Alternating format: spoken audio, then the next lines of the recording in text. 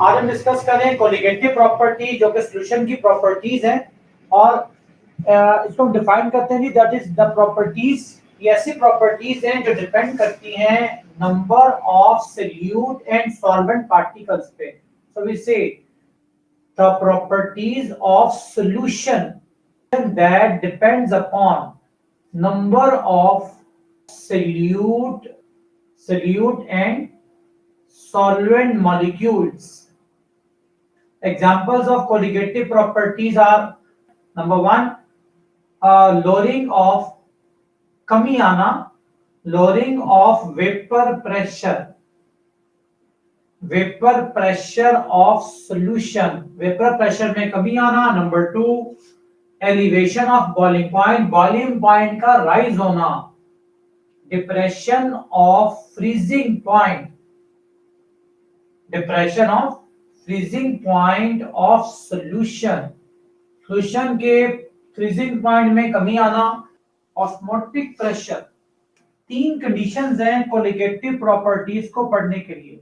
Conditions, आपको तीन condition जो है वो ऑब्जर्व करनी पड़ती हैं, फॉलो करनी पड़ती हैं टू ऑब्जर्व कोलिगेटिव प्रॉपर्टीज, वरना इसके आंसर नहीं आएंगे। अच्छा, पहली कंडीशन क्या है, सुनना गौर से। पहली कंडीशन ये है, solution should be very dilute, मतलब पानी ज्यादा ऐड करना है, सॉल्यूट बहुत कम ऐड करना है। सेकंड कंडीशन ये है, जो आप सॉल्यूट डालोगे ना, सॉल्यूट इज नॉन वोलाटाइल, मतलब उसका बॉइलिंग पॉइंट लो नहीं होना चाहिए, बॉइलिंग पॉइंट हाई होना चाहिए। ठीक है, नॉन वोलाटाइल क्या होते हैं, जो रूम टेम्परेचर पे बॉइल हो जाते हैं, लाइक पेट्रोल, लाइक ईथर, वो नहीं यूज करना। ठीक है, और तीसरा point, solute is non electrolyte. इसका मतलब क्या है, जो सॉल्यूट है उसके आयंस नहीं बनने चाहिए। मतलब आपको आयनिक कंपाउंड की एग्जांपल नहीं देनी, आप एग्जांपल दें ग्लूकोज की, आप एग्जांपल दें सुक्रोज की जो हमारे कोर्स में ऐड है C12H22O11, आप एग्जांपल दें यूरिया की NH2 ये आपका यूरिया है, कोवलेंट है। ठीक है, नॉन वोलेटाइल है, नॉन इलेक्ट्रोलाइट, इनके आयंस नहीं बनते। सुक्रोज है, ग्लूकोज है, लेकिन आयनिक कंपाउंड नहीं लेना, NaCl नहीं लेना, कोई आयनिक कंपाउंड आपको यूज करना अलाउड नहीं है। अच्छा, अब इसकी हम एक एग्जांपल देखते हैं। आपने 1 मोलल स्मॉल m ग्लूकोज बनाया, कैसे बनेगा, आप 1 मोल ग्लूकोज लोगे और इसमें आप ऐड करोगे 1 किलोग्राम या 1000 ग्राम वाटर। आप इन दोनों को मिक्स करोगे ना, सॉल्यूट सॉल्वेंट को, तो ये बन जाएगा आपका 1 मोलर ग्लूकोज सॉल्यूशन। अच्छा, आप 1 मोलर यूरिया बनाएं, कैसे बनेगा, आप 1 मोल यूरिया लोगे और इसको ऐड करोगे 1000 ग्राम पानी में। इन दोनों का आपस में जब ऐड करोगे ना, तो ये बन जाएगा 1 मोलर यूरिया। ये आपके दोनों प्रिपेयर्ड हो गए। इसका बॉइलिंग पॉइंट, पानी का बॉइलिंग पॉइंट होता है 100, पानी का बॉइलिंग पॉइंट 100 है। जब आपने सॉल्यूशन का बॉइलिंग पॉइंट निकाला ना, तो जिसका बॉइलिंग पॉइंट था 101.52 degree centigrade, boiling point rise हो गया, एलिवेशन ऑफ बॉइलिंग पॉइंट इसकी एग्जांपल थी।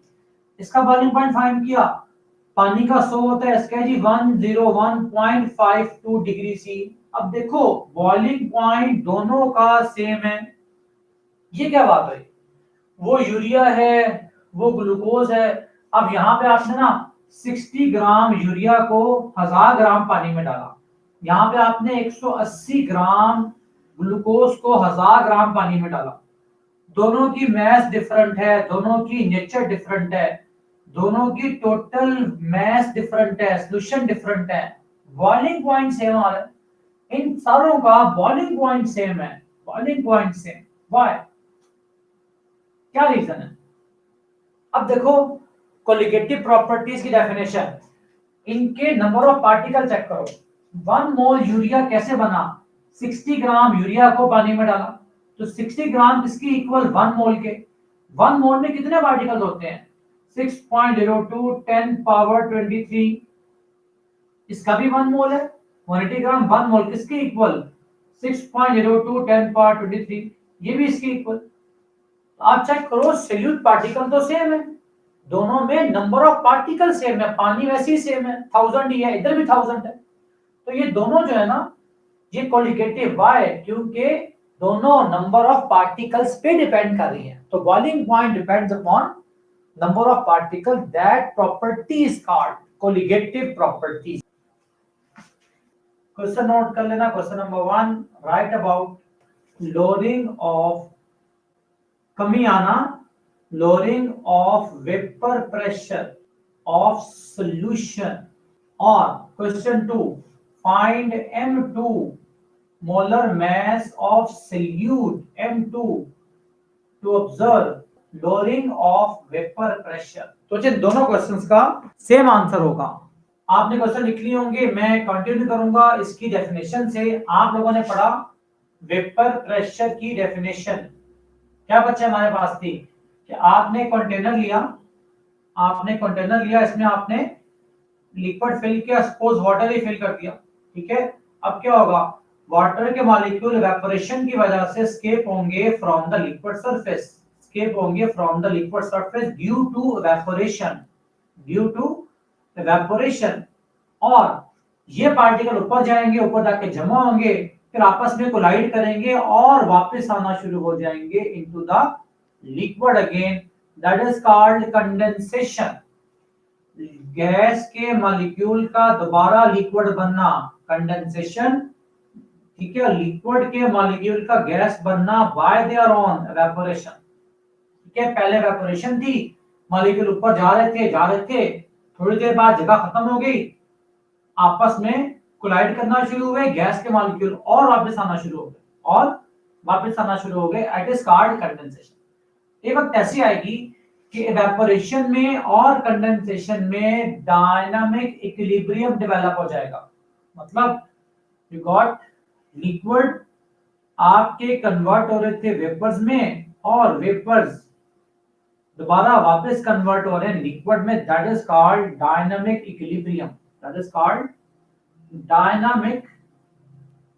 Equilibrium, at this stage the pressure exerted by vapors on liquid surface is called vapor pressure। ये हमने 9th में पढ़ा, ठीक है। तो डिफाइन कर लें, the pressure exerted by vapors on liquid surface when dynamic equilibrium is developed between evaporation and condensation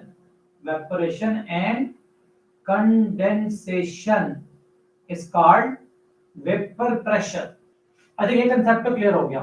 तो अब मैं एक काम करूंगा, एक और डायग्राम बनाऊंगा। ये आपने लिया था प्योर सॉल्वेंट, ये आपने लिया प्योर सॉल्वेंट लाइक वाटर लिया, आपने वाटर लिया। अच्छा, अब आप एक काम करें, मेक सॉल्यूशन, कंटेनर लेंगे, सेम कंटेनर, सेम साइज का कंटेनर, और आपने इसमें पानी ऐड किया, ठीक है, और ऊपर से ढक्कन बंद कर दिया, और आपने इसमें सॉल्यूट पार्टिकल भी डाल दिए, शुगर डाल दी, ग्लूकोज डाल दिया, यूरिया डाल दिया, कोई डाल दें, ठीक है। सॉल्यूट पार्टिकल जो कि नॉन वोलेटाइल है, नॉन इलेक्ट्रोलाइट है, ये डिसॉल्व होके ये बन गया सॉल्यूशन, अब जरा ध्यान देना, पार्टिकल इवेपोरेट हो रहे थे, अभी भी हो रहे हैं, लेकिन सॉल्यूट पार्टिकल भी सरफेस पे आ चुके हैं। वो तो नॉन वोलेटाइल है, वो तो इवेपोरेट नहीं होंगे। तो जहां जहां सॉल्यूट पार्टिकल्स हैं वहां से लिक्विड इवेपोरेट नहीं होगा, मतलब इवेपोरेशन स्लो हो जाएगी, क्योंकि सरफेस कवर हो गई है सॉल्यूट पार्टिकल की वजह से। जब इवेपोरेशन कम होगी तो कंडेंसेशन भी कम होगी, तो उससे क्या होगा, सॉल्यूशन का वेपर प्रेशर डिक्रीज होगा, लेस हो जाएगा। क्या हो जाएगा जी, डिक्रीज। जबकि वेपर प्रेशर प्योर सॉल्वेंट का हाई होता है एज कंपेयर टू सॉल्यूशन। क्यों कि सॉल्यूट पार्टिकल जो है वो सॉल्वेंट पार्टिकल को स्केप होने से रोक रहे हैं, क्योंकि आपने सॉल्यूशन बना दिया, तो उससे क्या होगा, प्रेशर में कमी आएगी, वेपर प्रेशर में कमी आएगी। अब आप क्या लिखोगे, इसकी पूरी वर्डिंग डायग्राम दोनों बनानी है, सॉल्यूशन की भी और सॉल्वेंट की भी। तो लिखें जी, when small amount of non volatile and non-electrolyte solute is added in large amount of solvent to make very dilute solution, it decrease the vapor pressure of solution as, reason क्या है, as solute particle decrease surface area for solvent to escape,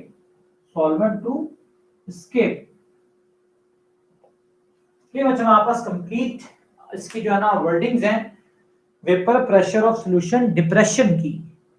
ठीक है जी, मैं फिर suggest कर रहा हूं, हमने कुछ मैथमेटिकल डेरिवेशंस करनी है इससे अकॉर्डिंग टू राउट्स लॉ। मुझे राउट्स लॉ की थर्ड डेफिनेशन थी, last definition, delta P by P not equal to x2, equation number 1। ये राउट्स लॉ की डेफिनेशन है। हियर आपने फार्मूला पढ़ा x2 का, x2 equal to number of moles of given component by total moles n1 plus n2, equation number 2 for, हमारी पहली condition थी for very dilute solution, अगर सॉल्यूशन बहुत dilute है उसका मतलब क्या है, n2 solute बहुत कम है, n2 is very small, so n2 is neglected from denominator of equation 2 के डिनोमिनेटर से n2 को इग्नोर करते हैं क्योंकि बहुत स्मॉल है। सो इक्वेशन 2 बिकम्स, क्या बच्चे बनेगी, ये आपके बन जाएगी x2 equal to n2 divided by n2 तो 0 हो गया, तो पीछे बचा n1। आपने अप्रोक्सीमेशन लगा दी है कि डिल्यूट सॉल्यूशन के लिए n2 को डिनोमिनेटर से इग्नोर करना, तो इग्नोर कर दिया। Equation number 3। अच्छा अब यहां से ना मुझे बताएं, हियर मोल्स का formula, moles of solute equal to mass of solute by molar mass of solute, और moles of solvent equal to mass of solvent by molar mass of solvent। ठीक है, इन दोनों को डाल दो 3 में, पुट इन इक्वेशन 3 में डाल दें, तो बचा आपका answer x2 equal n2 divided by n1। n2 का formula w2 bye m2, divide करना है मतलब मल्टीप्लाई करके इन्वर्ट कर दो, डिवाइड करने के बजाय मल्टीप्लाई करके इन्वर्ट कर रहा हूं, बात तो एक ही है। m1 नीचे था मैंने ऊपर कर दिया, w1 ऊपर था मैं नीचे कर रहा हूं, इन्वर्ट कर दिया, मल्टीप्लाई करके इन्वर्ट मतलब डिवाइड ही हुआ, जी x2 का आंसर आ गया। इसको यहां डाल दो, पुट इन इक्वेशन